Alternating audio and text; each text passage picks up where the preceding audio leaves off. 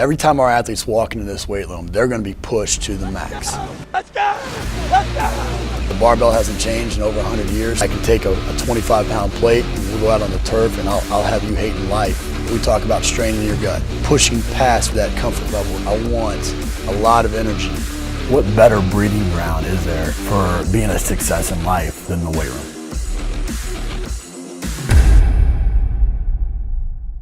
Hey guys, welcome to Ask Coach Mac, episode number 65. I'm sitting on my back porch just hanging out, beautiful morning, and wanted to jump on and answer a few questions as I always do. If you're interested in having your questions answered, just reach out to me at askcoachmac.com or ronmckeefery.com and or drop me an email, a social media message or something along those lines with your question, and I try to work them in each and every week. Want to jump right in this week. First question is from Joey. Joey asks, Coach Mac, do you have any tips or pointers when it comes to applying for GA positions? And GA positions, are almost as tough to get as assistant positions anymore. And in my book, I talk quite a bit about creating your own GA and potentially, just working a part-time job and volunteering. And I do believe that that's a very effective way to go where you want to go, as opposed to you're limited to what's out there. That said, if you are going for GA positions, I think the first thing you got to do is you got to get yourself out there and create a network. So I think going to conferences is number one. I think going to those and not just being a wallflower and sitting in presentations and just learning. I think that's important, but I also think it's important to shake as many hands as you can, let people know who you are, what your intentions are, and that you're looking for a GA spot, and I think that helps.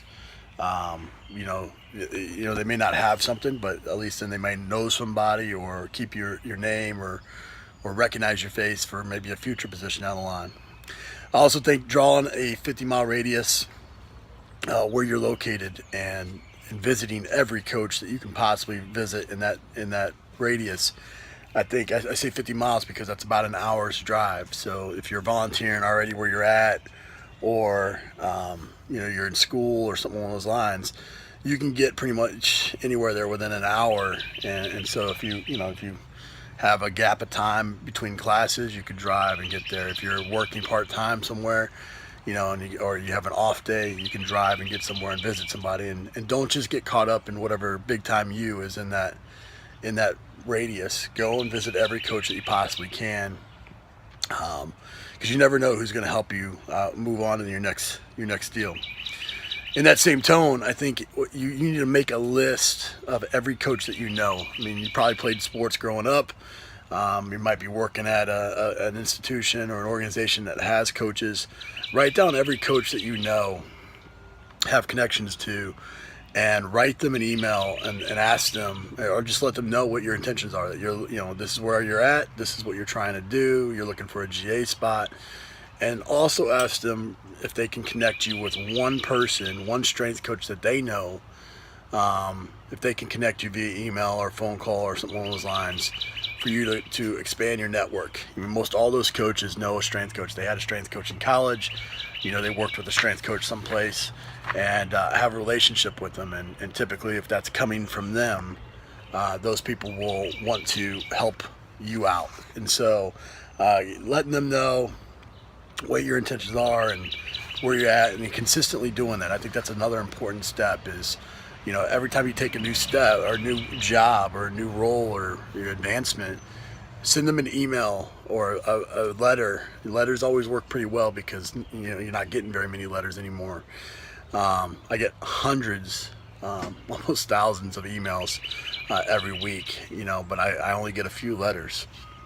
So, I'd send them a letter, just kind of like one of those Christmas letters that you get, around the holidays, that let you know what's going on with your family and where you're at and all those types of things.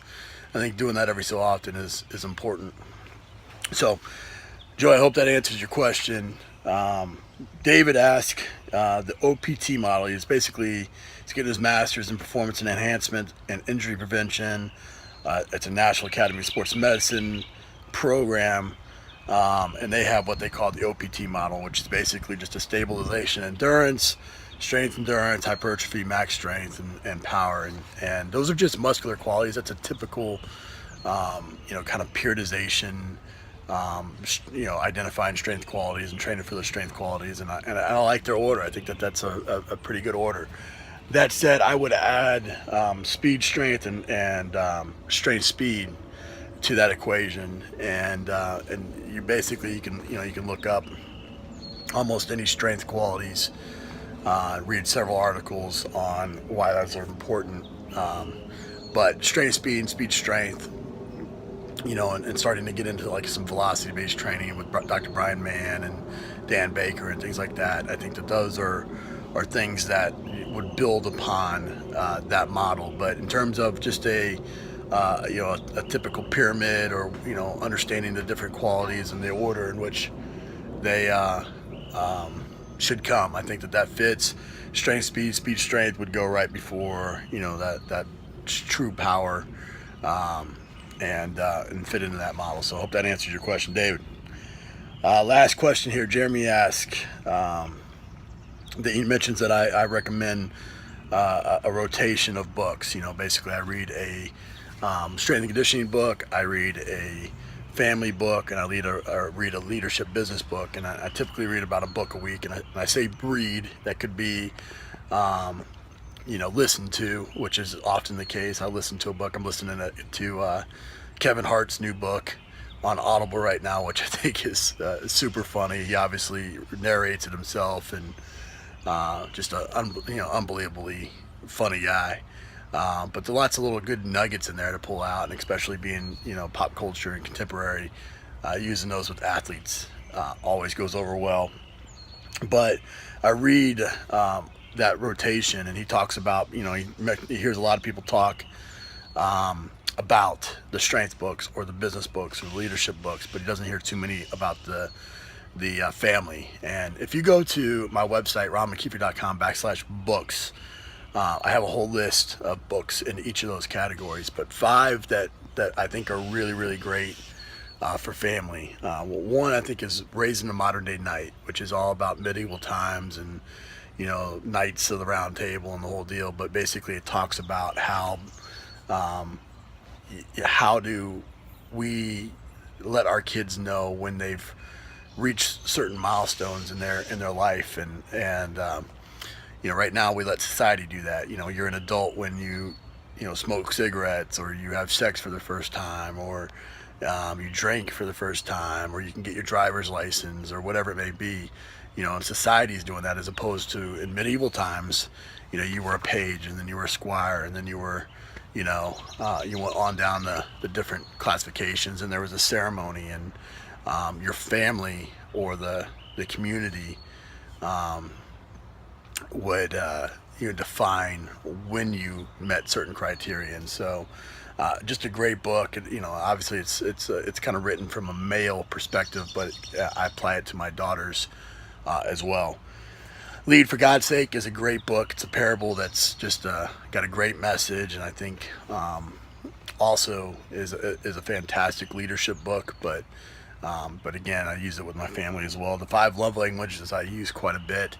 My daughter loves idols. She loves being gifted and things like that. That's her love language. So when I really want to show love, that's what I do. My other daughter is feelings or touch love language, and so I'm going to give her hugs and kisses and things like that. And so you're reading that and knowing what your spouse, what your kids are, even your athletes, knowing what their love language is, will allow you to kind of express yourself in the correct way, and what they respond to, as opposed to what you respond to, which is often a mistake that we make. We want to give what we think would be